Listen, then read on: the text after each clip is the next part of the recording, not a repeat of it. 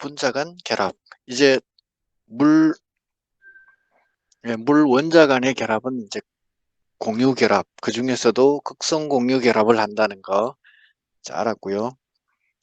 이번에는 이제 물이 결합을 한 다음에 물끼리 결합은 또 어떻게 하느냐, 그걸 한번 보겠습니다.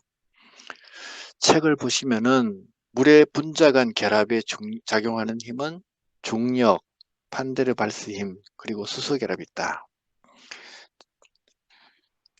어떤 물질이 이제 분자를 결합해서 분자를 만들고 또 분자를 만들었을 때 이 분자 간에도 또 결합이 생기는데, 이 결합의 종류에는 중력도 영향을 미치고 판데르발스 힘도 있고 그 다음에 수소 결합이 있다. 세 가지가 있다는 얘기죠. 근데 우리한테 영향을, 물 경우에는 이 두 가지는 그다지 큰 영향이 없고, 없는 건 아니지만 약하고 아주 약하고 수소 결합이 칩니다. 그걸 이제 읽어보겠습니다. 두 번째 줄에 중력은 질량을 갖는 모든 물체 사이에 작용하는 만유 인력으로 질량이 작은 분자들 사이에는 무시할 수 있을 정도로 미약하다. 이 중력이라는 거는 한마디로 그 지구라든지 달 뭐 정도, 해, 태양 뭐 이 정도 사이즈가 되었을 때 그 힘을 느낄 수 있어요. 그냥 뭐 볼펜 한 자루 저기 있는 저 사람과 나 뭐 이런 사이의 중력의 영향은 크게 의미가 없어요. 못 느껴요. 그 정도로 중력은 약한 힘이다. 약한 힘인데, 그렇지만 없는 거는 아니다. 있다. 빌딩에서 건물에서 뭐가 밑으로 떨어질 때 보면은 그게 이제 중력이 영향을 미치는 건데, 적은 힘이 아니죠. 그죠? 그 다음에 판데르발스 힘은 두 개의 분자가 서로 접근했을 때 한 분자의 핵을 구성하는 양성자와 다른 분자의 전자 사이에 서로 끌어당기는 전기적 인력으로 모든 물질이나 액체나 고체 상태의 분자 간 결합에 작용한다. 판데르발스 힘은 이미 그 원자 간의 결합이 이루어진 분자가 있다 여러 가지 분자가 있다고 했을 때 이 분자나 혹은 원자나 그 안에 양성자가 있단 말이죠. 핵 부분하고 마지막 전자 부분하고, 이게 양성자의 질량이 반드시 1이거나 중성자의 질량이 반드시 1이고 전자의 질량이 반드시 2000분의 1이고 꼭 그렇지는 않아요. 우리가 아까 봤듯이 원자들마다 약간의 그 전기 음성도 차이도 있고 뭐 이온화 경향의 차이라는 거 있고 전자 친화도의 차이도 있고 여러 가지 작은 차이들이 있어요. 전자가 하나 있고 없고의 차이가 하늘과 땅 차이로 바뀌어요. 그 다음에 중성자가 하나 더 들어가서 동위원소가 되고 안 되고의 차이에도 어마어마한 차이가 있어요. 차이가 있기 때문에 그 약간의 차이들, 그 차이들을 가지고 힘이 미쳐요. 끌어당기고 밀고 하는 힘이 또 작용을 한다는 얘기죠. 그렇지만 이 힘은 아주 작아요. 그 힘을 판데르발스 힘이라고 한다. 이름이 웃기죠, 그죠? 판데르발스. 이게 네덜란드 사람이에요. 네덜란드 사람 이름을 따가지고 친 거예요. 이게 뭐냐 하는 거는 제가 전에 저 영어 할 때 제가 알려드렸기 때문에 이건 딱 잡스러운 소리니까 할 필요 없을 것 같고, 계속 읽어볼게요. 이 힘은 분자 간 거리가 충분히 가까울 때만 작용하며 순간적으로 생겼다가 없어지곤 한다. 분자들 사이에도 중력과 판데르발스 힘이 작용은 하지만 물이 물리화학적 특성을 지배하는 주된 힘은 수소 결합이다. 판데르발스 힘은 아주 가까이 붙었을 때만, 우리가 가까이라는 측면이 그 분자 측면에서 얘기하는 겁니다. 분자, 원자 측면에서 가깝다를 얘기하는 거예요. 그러니까 어마어마하게 가까운 거예요. 그럴 경우에만 순간적으로 탁 생겼다가 떨어졌다가 하는 그런 힘이기 때문에 무시해도 상관없을 정도의 힘이고, 정말로 중요한 거는 바로 수소 결합이다. 계속 볼게요. 공유 결합하는 분자 가운데 물과 같은 분자를 쌍극자분 또는 쌍극성 분자라고 한다. 왜 그런지는 우리가 앞에서 봤습니다. 쌍극자들은 극성 공유 결합을 하여 한 분자 내에 양극과 음극을 지닌 특성이 있다. 물 분자를 구성하는 산소는 수소에 비하여 전기 음성도가 크기 때문에 전자를 끌어당기는 힘이 상대적으로 크다. 따라서 산소 원자 쪽으로 음전하를 띠는 전자가 치우쳐 분포하여 음극을 형성한다. 반대로 수소 원자 쪽은 전자와 멀어져 양극을 형성하게 된다. 물과 같은 쌍극자로는 암모니아의 N, 질소를 유심히 봐야 되고요. 불화수소에는 F, 플루오를 봐야 돼요. 아까 제가 F, O, N 세 가지 말씀드렸죠. 등이 있다. 황화수소는 물 분자와 비슷하지만 유황의 전기 음성도가 크지 않아 극성이 분명하게 나타나지 않는다.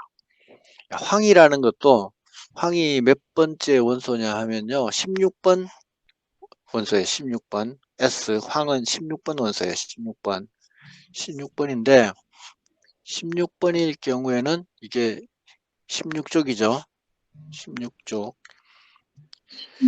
얘는 전기 음성도가 그다지 크지 않아요. 크지 않기 때문에 S하고 옆에 지금 산소가 두 개 붙어 있잖아요. 붙어 있으면은 이게 막 얘가 전자를 더 많이 끌어당겨 가지고 자기가 막 델타 마이너스가 되려는 성질이 그다지 없어요. 그냥 평온해요. 평온한 상태. 우리가 잘 아는 그 이산화탄소 있거든요. CO2 같은 경우에도 중간에 탄소가 있으면은 탄소는 그 팔이 4개거든요. 두 개는 이쪽 산소한테, 두 개는 이쪽 산소한테 붙어요. 그래서 둘이가 이렇게 안정된 자세를 취하고 있어요. 산소도 마찬가지로 얘들도 CO2가. 근데 물은 유별나게도 산소하고 수소가 만나가지고 그 사람 인간관계에도 그런 게 있죠. 누구 말빨이 더 세고 누구는 말빨이 좀 덜 세고 그죠. 그 말빨 더 센 사람이 그 헤게모니 같은 걸 더 많이 막 가져가죠. 그 산소가 바로 수소에 비해서 전기 운송도가 크기 때문에 전자를 많이 끌어가죠. 많이 끌어가다 보니까 균형이 깨지는 거예요. 불균형이 생기는 거예요. 이 불균형 때문에 다양한 어떤 현상들이 생겨난다. 이제 그 얘기를 하고 있습니다. 물 분자는 쌍극성 분자이기 때문에 물 분자가 여러 개 모이면 각 분자의 양극은 인접한 물 분자의 음극을 만날 것이고 이렇게 되면 그들 양극 사이에 정전기적 인력이 작용하여 서로 잡아당기는 힘이 생긴다. 이처럼 두 개의 쌍극성 분자가 수소를 사이에 두고 약하게 연결된 것을 수소결합이라고 한다. 자, 물 분자가 이렇게 생겼습니다. 어느 게 산소고, 이게 산소고, 이게 수소죠, 그죠? 수소고, 얘는 마이너스를 띈다 그랬고, 얘는 플러스를 띈다 그랬어요, 그죠? 이쪽에도 산소가 하나 물 분자가 또 하나 생겼어요. 그러면은 얘가 마이너스를 띈다 그랬죠? 델타 마이너스를 띈다 그랬어요. 얘는 델타 플러스를 떼요. 둘이 사이에 끌어당기는 힘이 생긴다는 거죠. 바로 산소와 이 산소 사이에 수소가 있죠. 이 수소를 매개체로 해서 끌어당기는 힘이 생겨요.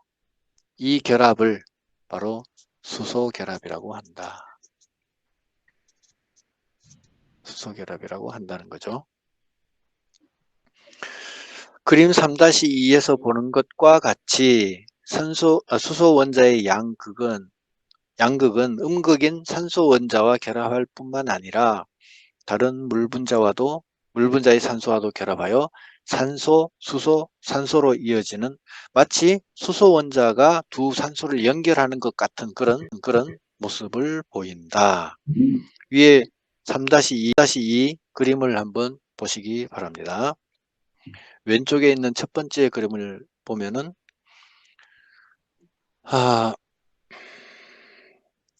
1번 산소 1번 물분자가 있고 2번 물분자가 있고 3번 물분자, 4번 물분자 이렇게 동그라미 1, 2, 3, 4 있죠. 자, 1번 물분자에 있는 산소가 가운데에 있는 물분자의 수소하고 점선으로 연결이 되어 있습니다. 이 거리가 얼마냐? 2.76 옹스트롬이라고 되어 있죠. 옹스트롬이라고 하는데 이거는 10의 마이너스 10승 미터예요. 그러니까 10의 마이너스 10승은 1하고 동그라미가 하나, 둘, 셋, 넷, 다섯, 여섯, 일곱, 여덟, 아홉, 열 점, 점, 점, 분의 1 미터라는 얘기죠. 그죠? 이게 밑에 게 단위가 얼마예요? 딱 보면 100만이죠. 그죠? 100억이죠. 100억. 100억. 그죠? 100억 분의 1 미터라는 뜻이에요. 100억 분의 1 미터. 얼마나 짧은 거예요? 엄청 짧은 거죠. 자, 그러면은 수소 결합의 길이가 2.76 옹스트롬이라고 그랬고, 그 다음에 2번 물분자 그림에서 2번 물분자 그림 보시면은 H 중간에 있는 물분자 H하고 그 다음에 O하고 2번에 O하고 사이에 또 점선이 연결되어 있어요. 그것도 수소결합이에요. 그 수소결합의 거리가 1.77 옹스트롬이라고 되어 있어요. 그러니까 앞에 있는 2.76은 뭐냐 하면은 산소 1번과 산소 2번 사이에 산소 가운데 사이의 거리예요. 1번 산소하고 가운데 있는 물분자 산소 간의 거리가 2.76이고 그 다음에 1.77은 뭐냐 하면은 가운데 있는 수소와 2번의 산소 사이의 거리, 순수하게 점선 거리만 1.77 옹스트롬이란 거죠. 그러면 두 개를 빼면 어떻게 돼요? 2.76 빼기 1.77 하면 0.99 나오죠. 그죠? 0.99 옹스트롬. 그래서 물 분자 안에서 산소와 수소의 거리가 0.99 옹스트롬이라는 거예요.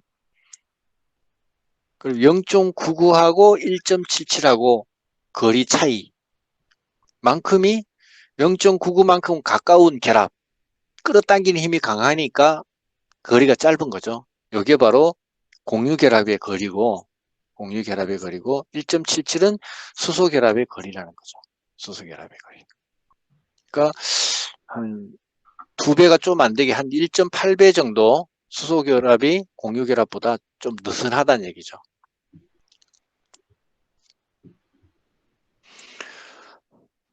그래서 이런 식으로 물 분자들끼리 결합을 이루어요.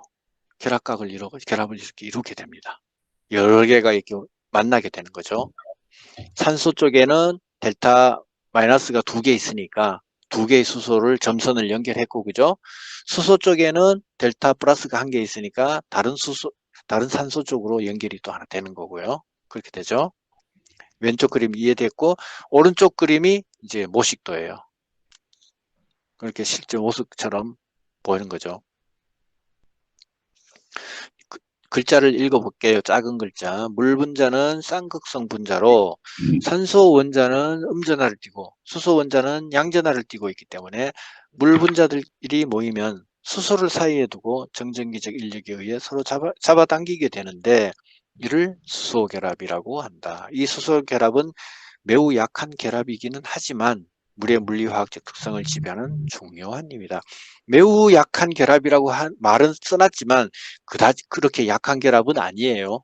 중력보다는 훨씬 강한 겁니다. 판데르 발심이나 이런 힘보다는 비교할 수 없을 정도로 강한 결합이에요. 이 100억 분의 1의 거리를 유지할 만큼 가까운 힘을 가지고 있다는 거예요. 가까운 거리를 유지할 만큼의 힘을 가지고 있다는 겁니다. 무시할 수 없는 힘이에요.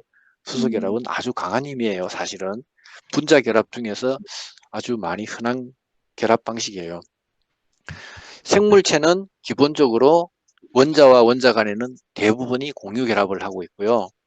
분자와 분자 결합 사이에는 수소결합이 많이 이루어지고 있어요. 거의 기본적으로 이루어지고 있어요. 그거 참고로 알고 계시면 좋겠고요. 그 다음에 물의 특성과 생리적 기능. 자, 드디어 이제 공유 결합을 한다, 수소 결합을 한다.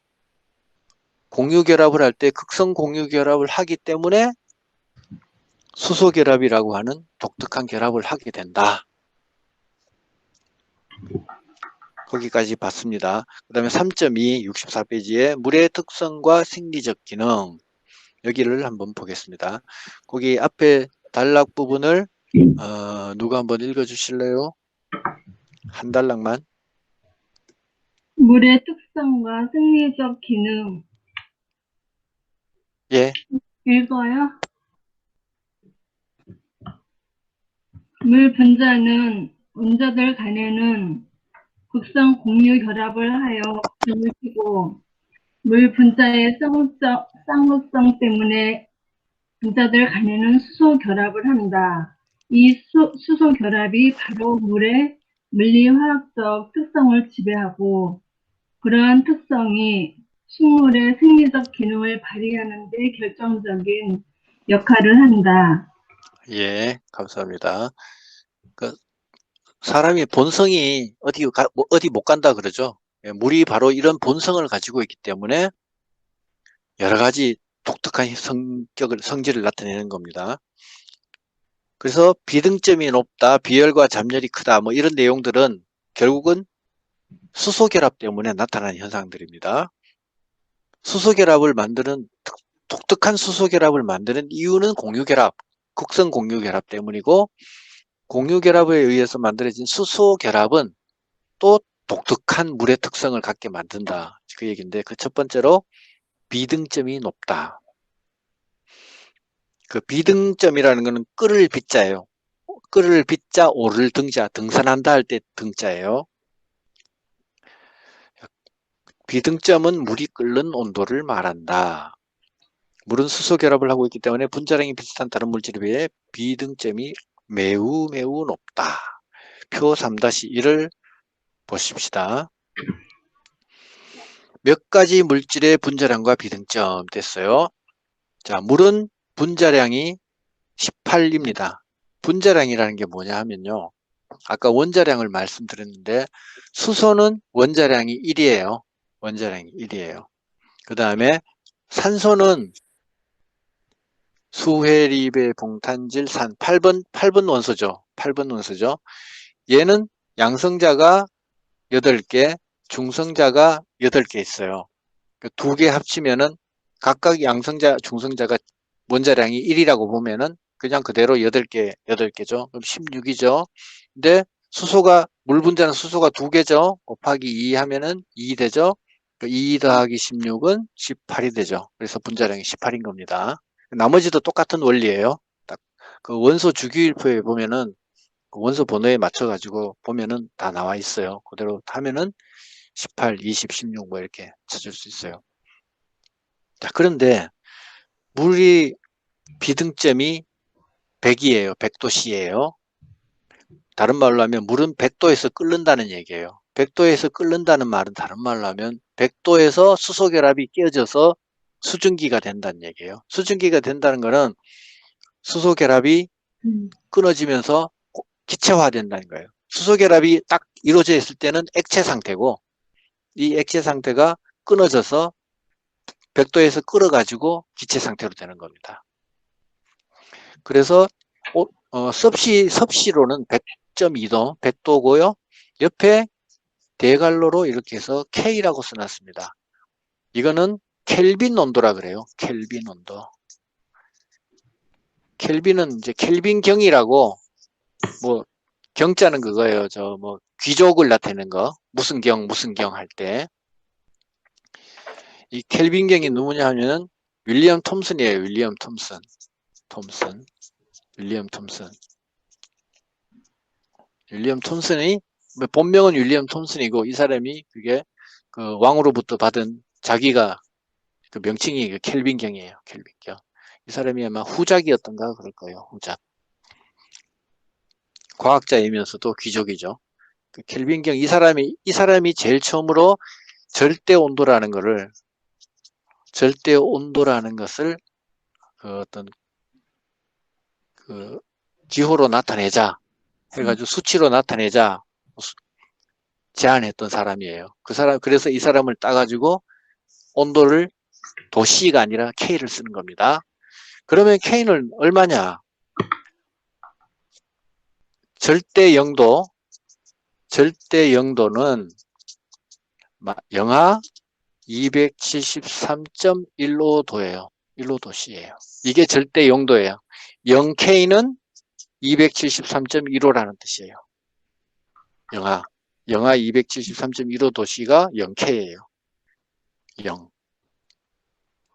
그러니까 괄호 속에 373.2가 되는 거죠. 373.2. 그 이해하셨죠? 예. 이 절대 용도라는 의미가 뭐냐면요. 그러면 절대 용도라는 건 뭐냐? 우리 원자 속에 예를 들어 뭐 산소 원자라고 합시다. 양성자가 8개 있고 중성자도 8개 있고 전자도 8개 있잖아요. 얘들은 우리 눈에는 안 보이지만은 끊임없이 움직입니다. 전자도 끊임없이 움직이고요. 끊임없이 움직이고 양성자도 가만히 있질 않아요. 계속 움직여요. 우리 이 종이도 가만히 있는 것 같지만은 원자상 수준에서 분자 수준에서 자세히 들여다보면 이 원자의 양성자나 전자들이 끊임없이 움직이고 있어요. 끊임없이 움직이고 있어요. 우리가 머리카락 만지면 어떤 때 그 막 책받침 비벼가지고 머리카락이 되면 머리가 이렇게 달라붙죠. 이 전자들이 끊임없이 움직이기 때문에 그런 현상이 나타나는 거예요. 전자들이 끊임없이 움직입니다. 그런데 이 전자들이 끊임없는 움직임, 양성자나 이런 것들이 움직임이 절대 영도가 되면 스톱이 됩니다. 스톱. 이거를 저온 상 안정성이라 그래요.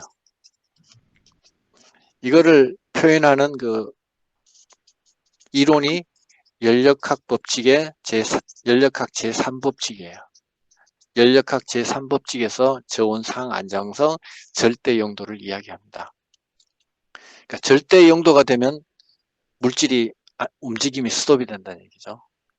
물론 여기에는 여러 가지 또 다른 각종의 세부 이론들이 있습니다. 그러나 쉽게 말하면 이런 거란 얘기예요. 쉽게 말하면은 절대 영도 비슷한 걸 하려면 어디로 나가면 되냐?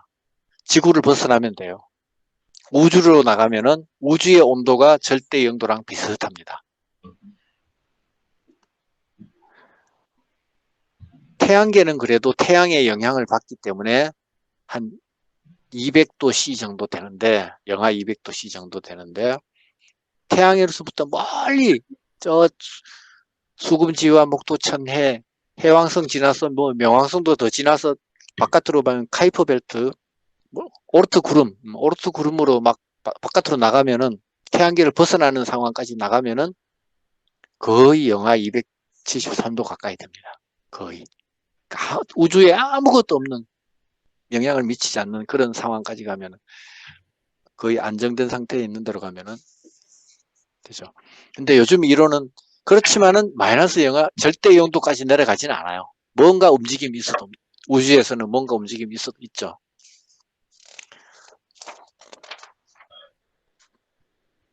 그걸 절대 영도라 그래요.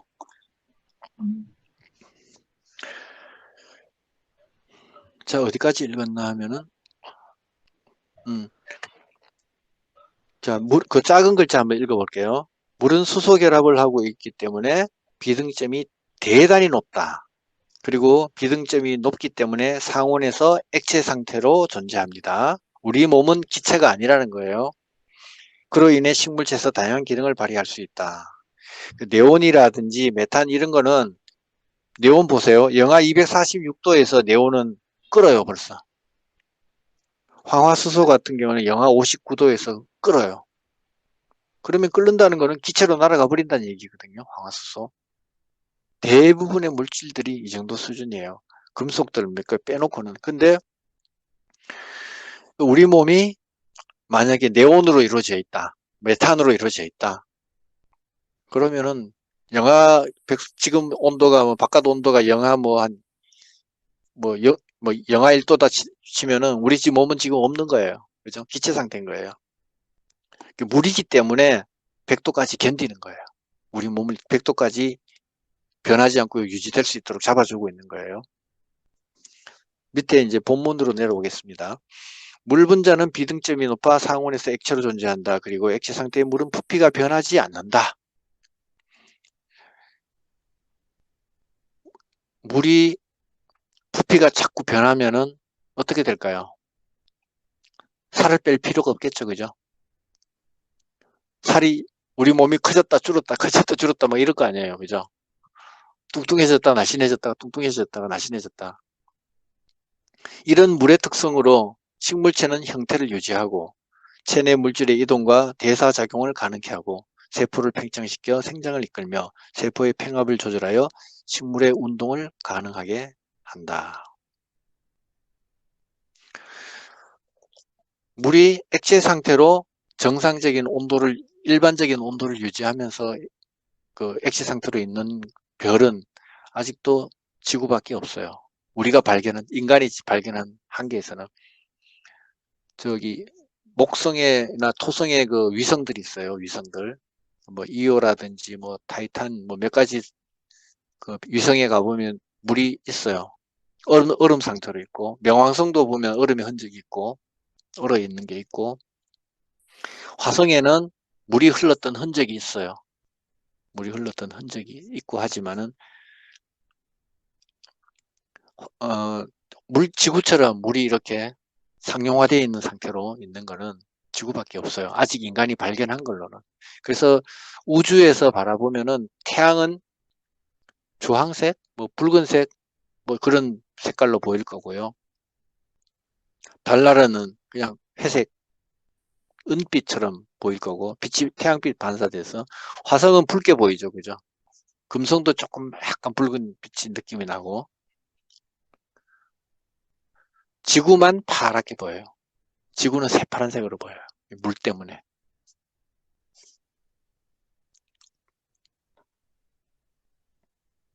그 다음에 322 비열과 잡열이 크다. 비열, 빗자는 비교한다 할 때 빗자예요. 견줄 빗자. 상대적으로 열이 어떠냐 이제 그 얘기입니다. 비열은 단위 질량의 물질을 1도씨 올리는 데 필요한 에너지의 양이다. 흔히 사용된 화는 1칼로리는 순수한 물 1g을 1도씨 높이는 데 소요되는 열량을 말한다. 어떤 물질이 있다면 그 물질을 온도를 1도씨 올리는데 들어가는 에너지, 이걸 단위로 나타내는 것이 물을 기준으로 칼로리라고 합니다. 칼로리. 근데 이 비열이 물은 어떻다는 거죠? 비열이 높다는 거죠. 비열이 높다. 비열이 높다. 비열이 높다는 것은 무슨 뜻이냐? 자, 액체 상태의 물은 액체 암모니아 외의 그 어떤 액체보다 비열이 높다. 비열이 높다는 것은 많은 열을 흡수하고 방출할 수 있음을 의미한다. 그리고 비열이 높다는 것은 그만큼 높은 잡열을 가지고 있다는 것으로 기화 시에는 기화열을 흡수하고 액화 또는 고체화할 때는 융해열을 방출한다.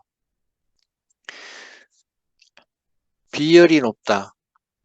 열에 의해서 물이라는 것이 열에 의해서 쉽게 변하지 않는다는 뜻이에요. 쉽게 기체가 된다거나 쉽게 고체가 된다거나 이렇게 되지 않는다는 것입니다.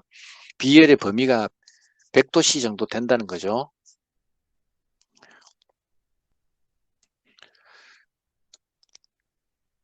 그리고 이 비열이 높다는 걸 다른 의미에서는 잠열을 갖고 있다. 스스로 잠재적인 열을 가지고 있다. 내부적으로 열을 포함하고 있다는 얘기입니다. 자, 우리 몸이 만약에 어린아이가 물었어요. 할아버지, 내가 로봇 태권브이였으면 좋겠어요. 쇠로 만들어졌으면 좋겠어요. 강철로 만들어졌으면 로켓 주먹이었으면 좋겠어요. 그런단 말이죠. 그럼 어떻게 돼요? 여름이 되면 우리 몸은 뜨거워가지고 견디지 못할 겁니다. 그죠? 겨울이 되면 추워서 견디지 못할 거예요. 그죠? 근데 물로 이루어져 있는 우리 몸은 그렇지 않다는 거죠.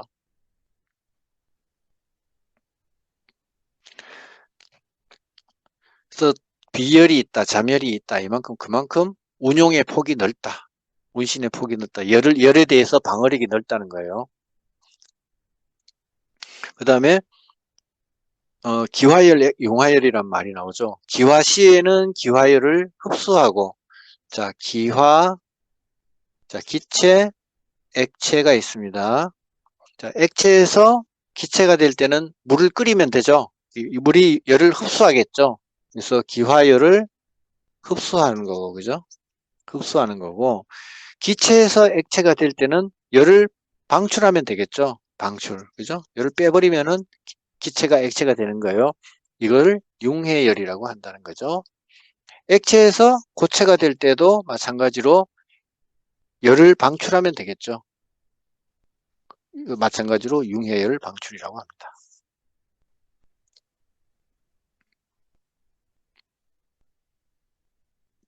그 다음에 계속 읽어볼게요. 물의 이러한 특성은 지상의 기온을 유지하고 온도의 급격한 변화를 방지하며 식물체가 체온을 유지하면서 항상성이죠. 항상성.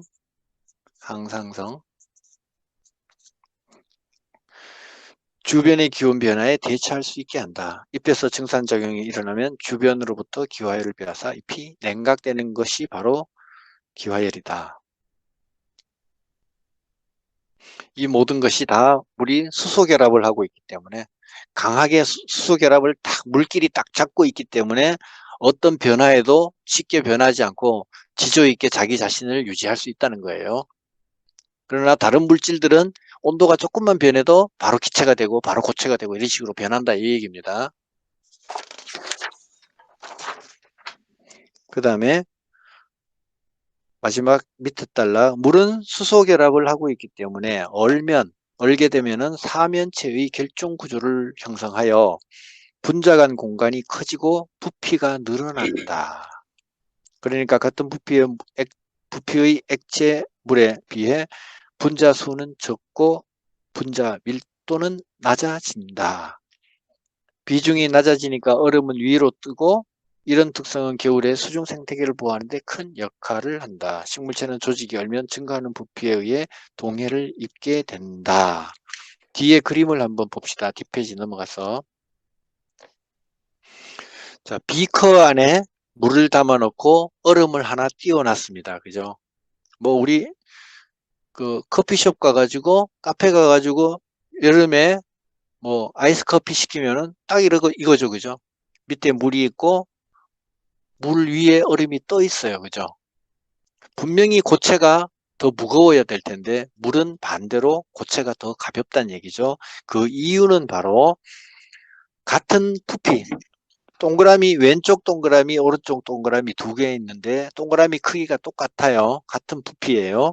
같은 부피인데 왼쪽에 얼음 부분의 것은 수소 결합이 단단하게 엮여져 있습니다. 단단하게 엮여져서 변화가 없어요. 변화가 안 돼요. 그러니까 그 사이사이로 틈이 생겨요. 그 틈 사이로 공기가 들어가겠죠. 그 가벼워지는 거예요. 그 다음에 오른쪽 동그라미에는 틈이 별로 없어요. 물 분자가 수소 결합을 하고는 있지만 자유롭게 하고 있어요. 딱딱하게 하고 있는 게 아니라. 그러니까 사이사이로 물 분자들이 다 끼어 들어가고 있으니까 물 분자가 그 틈에 빈틈이 별로 없어요. 그래서 훨씬 더 무겁죠. 그래서 물은 0도일 때는 얼음이 물 위에 뜨지만 얼음은 0도일 때는 뜹니다. 얼음은 뜨지만 제일 밑바닥에는 몇 도냐? 4도씨예요. 물의 온도가 4도씨일 때 물이 가장 무겁습니다. 왜냐하면 4도씨일 때 적당히 수소 결합이 이루어지면서 빈틈도 더 별로 없는 거예요. 결합은 더 강하면서 빈틈도 별로 없는 상태가 바로 4도씨일 때예요. 그럼 3도씨나 2도씨나 1도씨일 때는 이 얼음 쪽으로 가는 거예요. 점점 가벼워지는 거예요. 4도씨 기준으로 해서. 끓는 물일 때는 100도씨일 때는 뜨거운 물이 또 위로 올라오죠. 그죠? 차가운 물이 밑으로 내려가고. 그래서 사도시일 때 물 무게가 가장 무거워요. 자, 다시 뒤로 돌아갑시다. 돌아가서 이거 다 이해하셨죠? 얼음이 얼 때 위에서부터 공기가 닿는 위에 표면부터 언다는 게 수중의 생태계가 살아갈 수 있는 가장 큰 이유가 될 수 있죠. 이거는 물이 만약에 바닥에서부터 얼어서 위로 올라온다 그러면은 이거는 뭐 지구상에는 생명체가 살 수가 없어요. 전혀 살 수가 없게 되는 거죠. 그 다음에 마지막 줄에 보면은 동해라고 있습니다. 동해. 저 울릉도가 있는 바다를 얘기하는 게 아니고, 그죠? 동해가 뭐냐? 이 겨울에나 이게 추위 관련돼서 식물이 입는 해가 몇 가지 있죠, 그죠? 해가 냉해라는 게 있고, 한해라는 게 있고, 동해라는 게 있죠, 그죠? 이거 차이를 아세요? 이거 차이를 잘 구별하셔야 되는데. 헷갈려요. 다 추워서 추위하고 관계되는 거잖아요, 그죠? 근데 구별하는 방법은 냉해는요, 계절과 관계없어요. 여름에도 감기 걸릴 수 있고, 봄에도 감기 걸리고, 가을에도 감기 걸려요. 그러니까 저온에서 생육 저온을 벗어난 그런 온도일 때는 무조건 냉해가 오는 거예요. 여름이라 하더라도, 봄이라도 하더라도, 가을이라 하더라도 생물체가 자라나는 적당한 온도가 있는데 그 저온보다 더 추워지면 냉해를 입게 되는 거예요. 계절과 관계가 없어요. 그러니까 한해는 특별히 겨울에 한해 있죠. 한해 중에서도 특별히 어는 것 그걸 동해라 그러죠. 동해는 아까 얼음처럼 물이 얼게 되면 부피가 더 늘어난다 그랬습니다. 냉장고에 물병에다가 물을 넣고 냉동실에 넣어 놓으면은 물병이 빵빵하게 부풀어 있어요.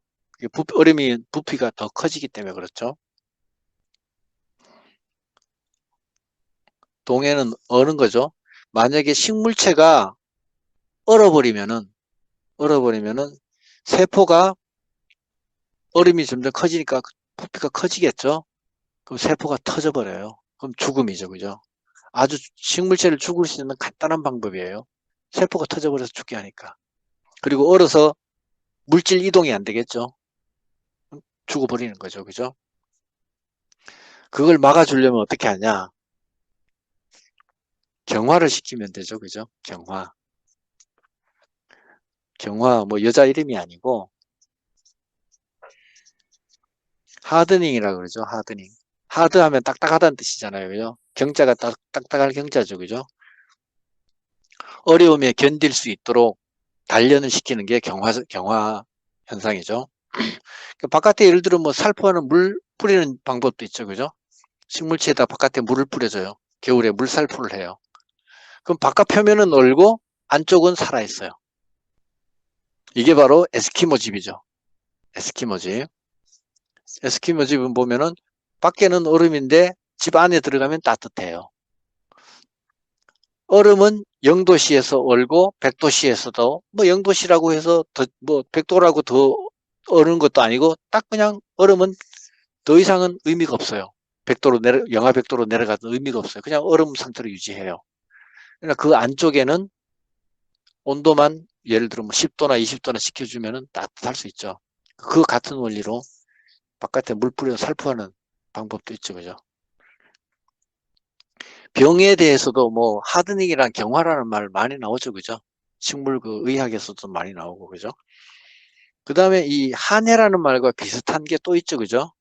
우리가 겨울에 할 때는 이거 추위, 그죠? 이거 한자고 가뭄도 한해라 그러죠. 가물 한자는 이거죠, 그죠? 가물도 할 때 한해, 그죠?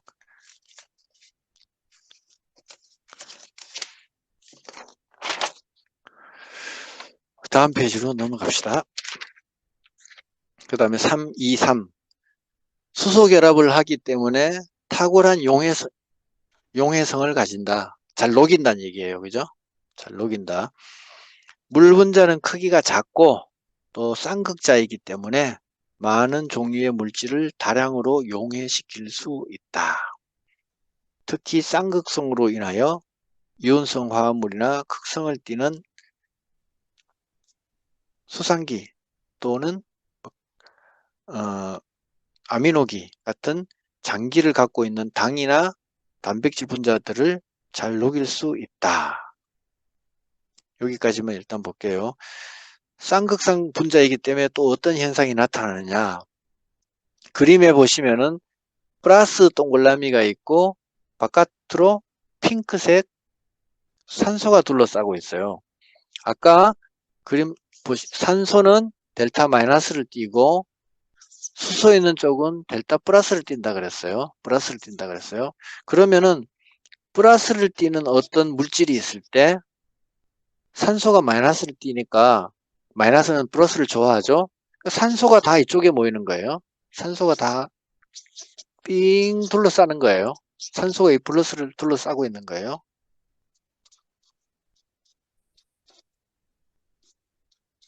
플러스 둘러싸고 있어요. 그래서 마치 하나의 어떤 포의 각을 만들어요. 각을 만들어요. 이거를 수화각이라고 합니다. 수화각. 마찬가지로 어떤 마이너스를 띠고 있는 물질이 있다고 했을 때는 반대로 산소가 이쪽으로 마이너스 쪽 방향으로 정렬해요. 이렇게 산소가 마이너스 쪽으로 정렬을 한단 말이죠. 얘도 마찬가지로 수화각을 이루어요. 만약에 플러스를 떼는 게 나트륨이라고 합시다. 나트륨 플러스, 나트륨 이온. 마이너스를 띄고 있는 게 염소 이온이라고 합시다. 염소 이온.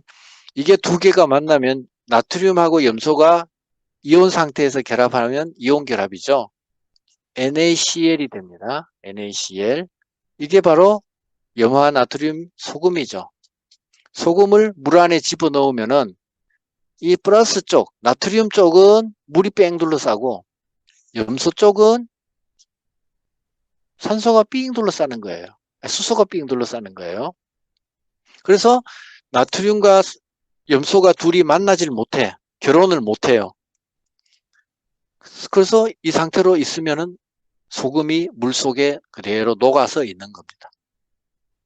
소금이 물 속에 들어가면 이렇게 뺑 둘러싸버려요. 그래서 수화각을 만들어요. 우리가 이 비슷한 게 빨래 하면요. 빨래도 마찬가지로 그 마이셀이라 그러죠. 마이셀.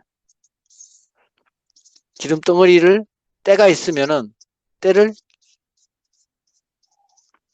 우리 비눗방울이 비눗기가 뺑 둘러싸요. 뺑 둘러싸가지고 얘를 탁 떼가지고 물을 부으면은 이게 씻겨서 내려가겠죠. 그게 때를 빼는 원리죠. 이게 둥그렁하게 형성되는 걸 마이셀이라 그러죠. 그래서 물은 마찬가지로 딱딱 각을 지게 되면서 플러스나 마이너스를 둘러싸고 있어요. 이걸 수화각이라고 하는 겁니다. 마이셀은 어디 나오냐? 농축산식품 이용학이나 뭐 그런 책에 나오죠. 마이셀이. 4학년 분들 그렇죠? 아닌가? 농축산 1분만 해가지고 과제만 해가지고 몰라요. 아, 그러네. 올 학기에는 공부를 안 네. 못하셨네. 네. 뭐 각자 보셔야지. 뭐. 근데 선배님 그 때 빼는 원리가 뭐 친육이 친숙이 이래가지고 이렇게 네. 뺑 돌라가지고 뺀다는 그거는 그럼 무슨 그것도 같은 원리인가요? 저는 뭐 누가 그렇게 얘기를 해가지고 예. 예. 그러니까 뭐 구체적으로 얘기하면 아까는 제가 이제 대충 설명드리는 건데 이제 때가 네. 있으면은 네. 때 성분이 예를 들어 기름 성분이다 하면은 네. 계면성을 가지는 물질이 예, 있어요. 맞아요. 예. 계면 활성제. 계면이라는 거는 뭐냐 하면은 계면을 활성시킨다는 거는 뭐냐면은 걔가 네. 그 기름기와 그 응. 친수기와 친육. 친수성하고 소수성 있죠. 그죠? 예. 이 두 가지 경계선 사이에서 기름과 물 사이에서 두 가지 네. 계를 바로 네. 다 활성시켜 주는 거죠. 친하게, 아, 친숙하게 아, 활성시켜 주는 거죠. 이제 아, 그런 물질이 들어가면은 얘를 때에서부터 옷에 붙어 있는 거를 얘를 뜯어내겠죠. 네. 뜯어내면서 각을 형성해요. 똑같이 원을 형성해요. 얘를 삥 둘러 싸버려요. 아, 또 이게 얘를 또 삥 둘러싸죠. 이렇게. 또 군데군데 때가 이제 물속에서 떨어져 나오면 삥 둘러싸요. 이 삥 둘러싸는 걸 마이셀이라 그런다 이거죠. 마이셀이고 이게 형성이 되면서 이제 물로 헹구죠. 빨래 헹구죠. 헹구면 네. 얘들이 물에 씻겨 내려가 버리겠죠. 그냥 쉽게 음, 씻겨 내려가죠. 그 세제가 이제 계면 활성제 성분이 그렇죠. 있는 건 거죠. 세제가 기름에 섞여 있는 이 때들을 음, 활성을 시켜서 뜯어내 주죠. 뜯어내 주면서 삥 둘러싸 버리는 거예요. 네. 그러니까 나트륨도 소금도 둘이가 딱 붙어 있던 거를 예, 산소가 가서 얘한테 자꾸 찝쩍거리는 거예요. 네. 염소 쪽에는 수소가 가서 자꾸 찝쩍거려요. 그럼 음, 전기적 힘이 이쪽이 더 큰 거예요. 둘이 붙어 예, 있는 것보다. 그럼 예, 떨어져요. 예. 떨어지면은 얼척이 잘 됐다. 이제부터는 납치 시간이야. 그래서 나트륨 주변으로 산소들이 삥 둘러 싸게 되죠. 근데 쌀 때 이렇게 각을 형성하게 되죠. 왜 각을 형성하냐면은 물 분자가 가지고 있는 그 모양이 아, 삥 둘러싸지는 못하고 네. 이거는 주로 보면 지질 상태예요. 네네. 예, 인지질 우리처럼 그렇게 생겼단 말이에요. 그렇기 네. 때문에 머리만 쭉 향하고 있으니까 괜찮아요. 둥그렁한 모양이 될 수 있는데 얘는 동그란 모양이 못 되고 각을 이루게 된다는 얘기죠. 물은. 그래서 수화각이라 그런 거예요. 알겠습니다. 감사합니다. 그 다음에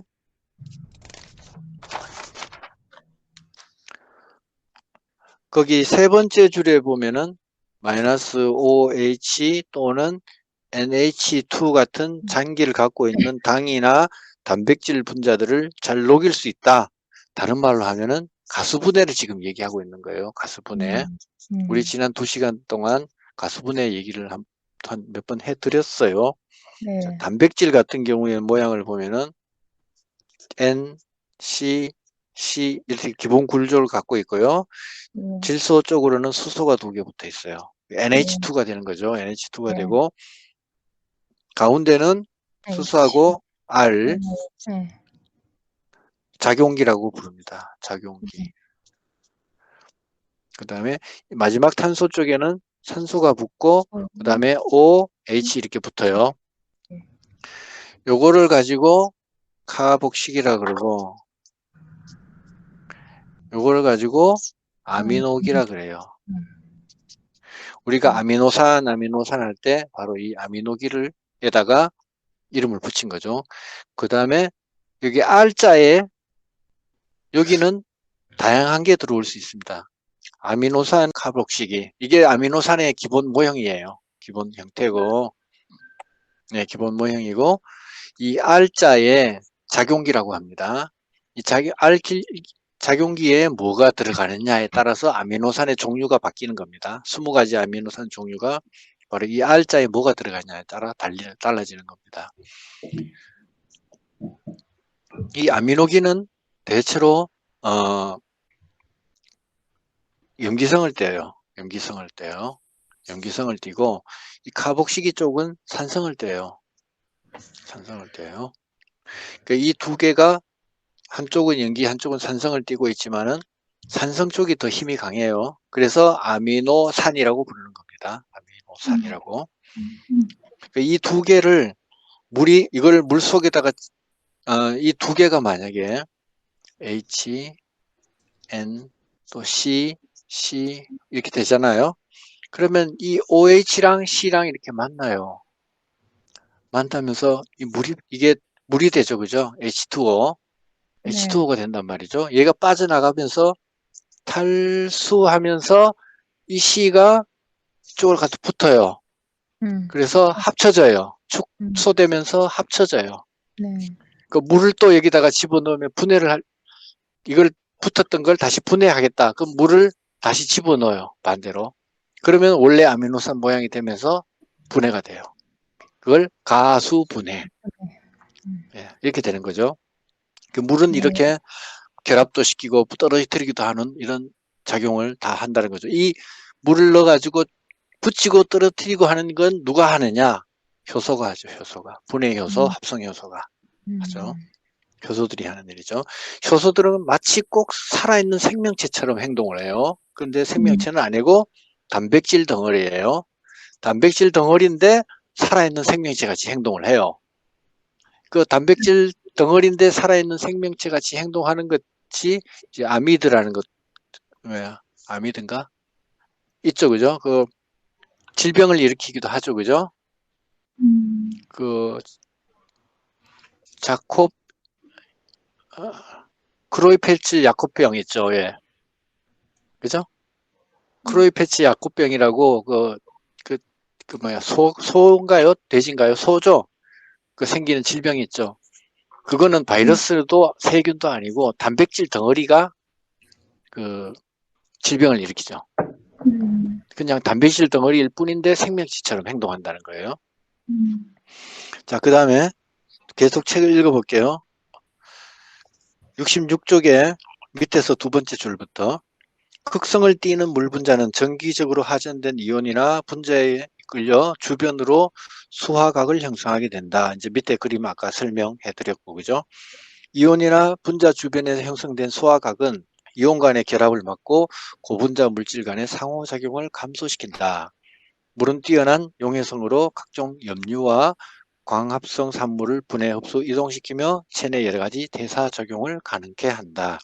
여기 이제 염류라는 말이 나오는데 요거는 이따가 저녁 식사하시고 이제 다시 공부하기로 하고, 부착력, 응집력을 계속 볼게요. 324 부착력과 응집력이 있다. 부착력이라는 거는 물이 다른 물질에 부착하는 거고, 그죠? 응집력이라는 거는 물과 물끼리 응집하는 겁니다. 그죠? 그 차이가 있죠?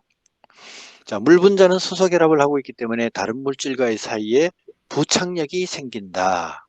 아까 수화각을 이룰 때도 사실은 다른 물질하고 부착하는 거예요. 그죠?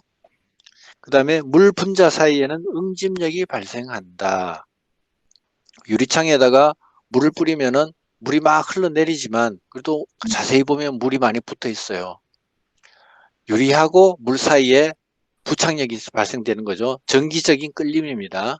정기적 끌림. 우리 일상생활의 모든 거 다 마찬가지예요. 컵이 형체를 유지하고 있다.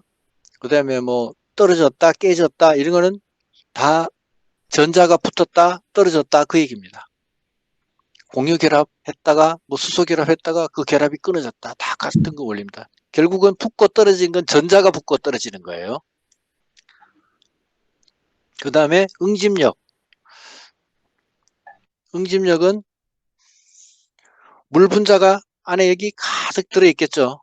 가득 들어있으면은 이 물과 물끼리 끌어당깁니다. 끌어당기는데 막 안으로 끌어당겨요. 물 분자들끼리 막 서로 끌어당겨요. 끌어당기는데 바깥은 공기란 말이에요. 물과 물끼리 끌어당기는 힘이 물하고 공기하고 끌어당기는 힘보다 더 강하다는 얘기예요. 그렇기 때문에 물 쪽으로 끌어당겨지는 거예요. 안쪽으로. 그러니까 표면에 피부가 생겨요. 바깥쪽 부분으로 막이 생긴다는 얘기죠. 막이. 그래서 물은 응집을 한다. 다시 보면은 이렇게 생기는 힘은 책에서요. 표면 장력과 모세관 현상을 일으키는 중요한 요인이 된다. 물방울은 응집력을 보여주는 좋은 예이다. 물방울이 이렇게 생기면은 안쪽으로 당기는 힘이 생기죠. 물끼리.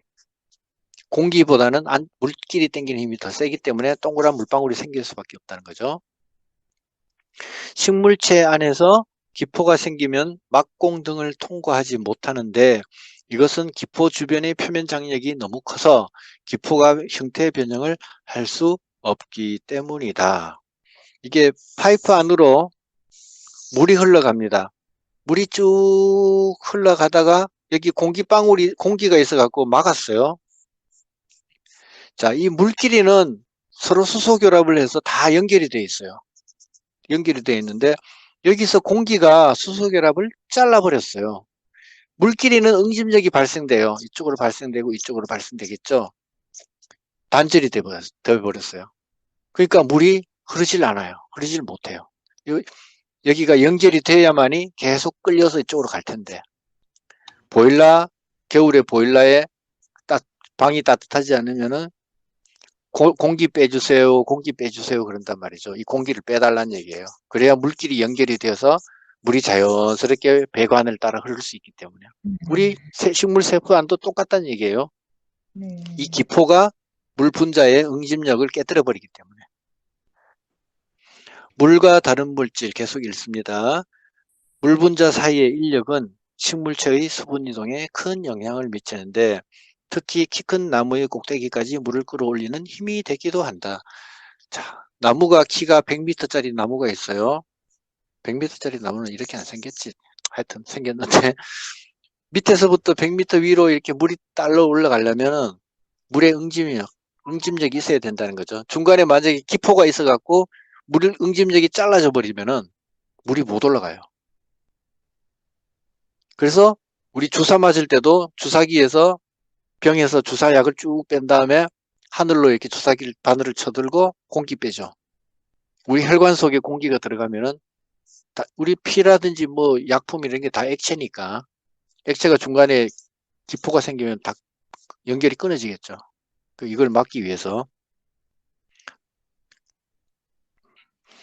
그런 얘기죠. 자, 여기까지 이해 안 되는 거 없죠? 이거 다 쉽죠? 초등학교 때는 책에 나오는 거잖아요. 부착력과 응집력.